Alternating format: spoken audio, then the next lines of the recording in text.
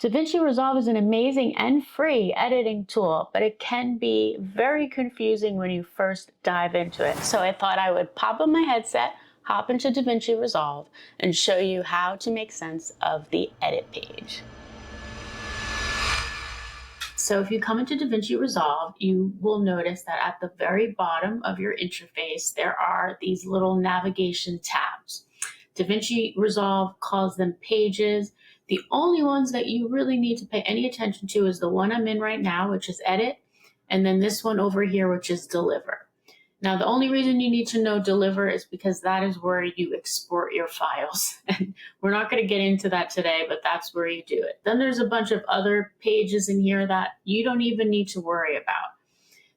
We're going to spend some time here in the Edit tab just getting familiar with it. So what's in the bottom of my frame right here is my timeline. If you've edited in any other software, you will be familiar with the timeline. That's down here. There's some footage in here. I have it in here just for demo purposes. And then at the top here, I have my viewer. So if I were to hit play, and the way you can easily play is just by hitting your space bar. So if I hit my space bar and play, you see that the footage that's in my timeline is now playing in this program feed. Now, you will notice this little button over here. This is a very important button because once I click on it, see how it has two squares? If I click on it, it switches to one rectangle. I personally think the icon should be reversed, but I didn't design, I'm not the UX designer of DaVinci Resolve, but what you will notice is that it now split to the two screens here. And in this little window here is your program feed. So it's your timeline view, what's playing in your timeline, what you're gonna export, what your final edit is. And then over here is your preview feed. And I'm going to talk more about that in a second. Over in the right-hand side here, you have a quick export button, not important right now. Mixer will become important if I click it on. You see it adds my audio faders in here, which is awesome because that means that I do not have to go into the audio mixing tab at all because it's scary over there. It's called Fairlight. And it looks like an aeronautic space interface, and we don't want to go there. So it's cool that we don't have to go there because we can we can see our audio levels right here. But I'm going to turn that off. There's a button here that says metadata. Really, there probably will be no use for you to ever look at that. But Inspector will become your friend. You could do a lot of things in Inspector, including some basic audio effects. And also in the video tab here, you can zoom in, you can crop in, you can move yourself around in the shot. And there's a bunch of other things that you can do to the footage within this Inspector tab right here. So I spend so much time editing in the Inspector tab, so become very familiar with it. Then you can go into the audio tab here, and you can, if you wanted to, you could play with the volume here. There's a pan effect that you probably will never use, but you could use. Voice isolation is something that I actually think is only available on the studio version of DaVinci Resolve, which is what I have. If you have the free version, I don't think you have this tool. It is actually an awesome tool. It reduces and actually can eliminate any noise in the background. So if you have like a noisy fan or some crazy noise going on, this can help you eliminate it. And then there's some other tools in here that you can use as well. So, and then this is if you had any effects on your footage, you can make adjustments to the effects right in here. So like I said, the Inspector becomes your friend. You do a lot of adjustments to your footage within the Inspector tool. Over in the left side, I have my media pool, I have effects, I have index, and I have sound library. Do not really worry about these two, but I am going to talk about media pool and effects. Media pool is basically where all of your files are.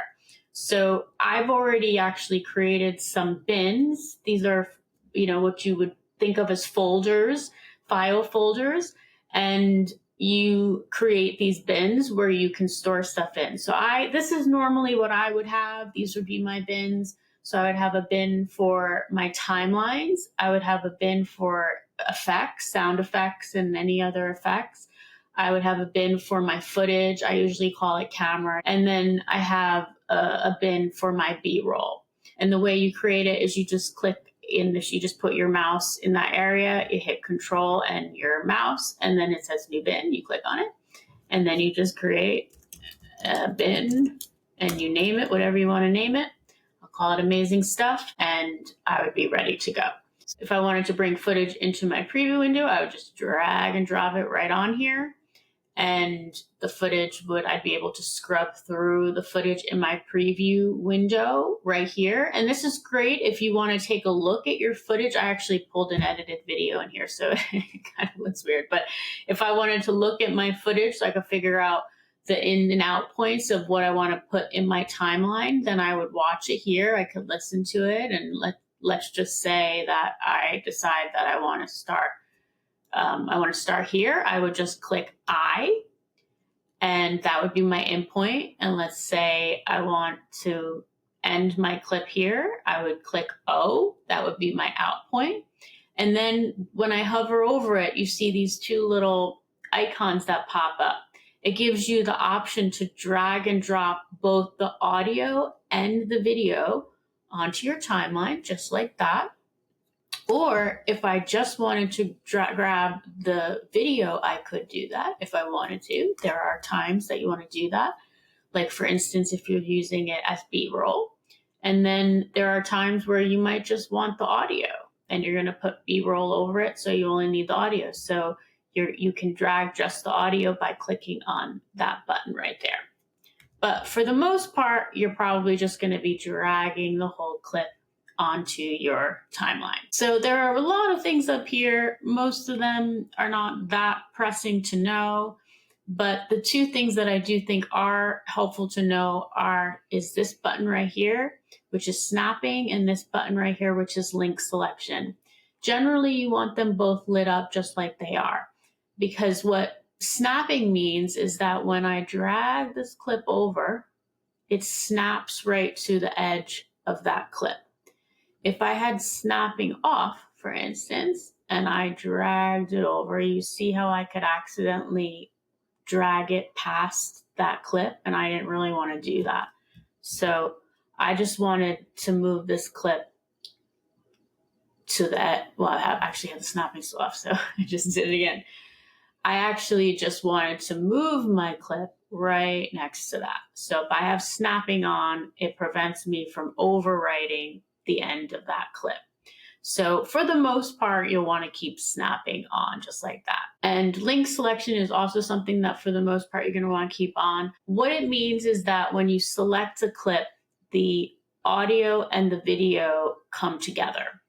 So if I unselect it and I unselect this clip, then when I go, you could see how I can actually just select the video, or I could just select the audio. Now, that there are some times where you want to do that, but you see the minute I move the video, I get this little red warning. It's like a little button here that's telling me that the video and the audio are now out of sync because I moved it. So for the most part, you're not going to need to do that. There's special circumstances where you would actually need to do that. But for the most part, both of these things should be lit. The other thing you want to probably pay attention to is that you're probably, for the most part, going to be using this selection tool right here. There's a couple of other little editing tools. Another one that you might want to use is the blade, be in the blade option. But the minute that you're in the blade option, when you bring your playhead onto the timeline, you are going to make a cut. That's what it's there for. So I actually don't use that. I used to use that, but I don't use that anymore. I'm usually in the selection tool. And if I want to make a cut, just like I did, I'll usually put the playhead, where is it actually? I'll usually put the playhead where I want it to go, and I hit Command B, and I make a cut that way. So that's just my preference. There's so many different ways that you can make cuts in DaVinci Resolve, but that's the one that works the best for me. The other tab that's helpful to understand is effects right here. That's where you'll find your video transitions, your audio transitions, your titles, and then some other things that I think may not be available on the free plan. Again, I have the studio version. In video transitions, you're going to find dissolves, and you're going to find a whole bunch of mostly cheesy video transitions. And then when you get down to fusion transitions, a lot of these, if not all of them, are only available on the studio version. But those are a lot nicer, the transitions. But if you're on the free version, then you wouldn't have those options. Then there's also audio transitions. You can do some crossfades. There are some title graphics. Again, some of these down here are from the studio plan, not the free version, but there's some simple titles here. So if you're coming from CapCut, this is going to be a little bit of a wah-wah situation because CapCut has so many interesting graphics and transitions just right out of the box. And DaVinci Resolve doesn't have that, although it has a whole page in here where you can build them. It doesn't really have them out of the box. I actually do a lot of my graphics and my animations in Canva, and I actually just I export an MP4 file in Canva and just bring it into DaVinci Resolve. Actually, you can see that right here. This is an animation that I actually created in Canva instead of DaVinci Resolve because there's a whole tab here, right here, called Fusion that I don't even want to know about. I don't understand it, and I don't want to understand it. Maybe I will someday, but it was something that I was like, I'm going to table for now, and I'm just going to do some graphics the way that I know how to do graphics. But simple titles you can do really easily. The great thing about all these buttons at the top is you literally just toggle them on and off. You just toggle them on and off. Or even over here, you toggle your mixer on and off. You toggle inspector on and off. The other thing is if you want to make your timeline bigger, you can do that. If you want to make your footage bigger, you can do that.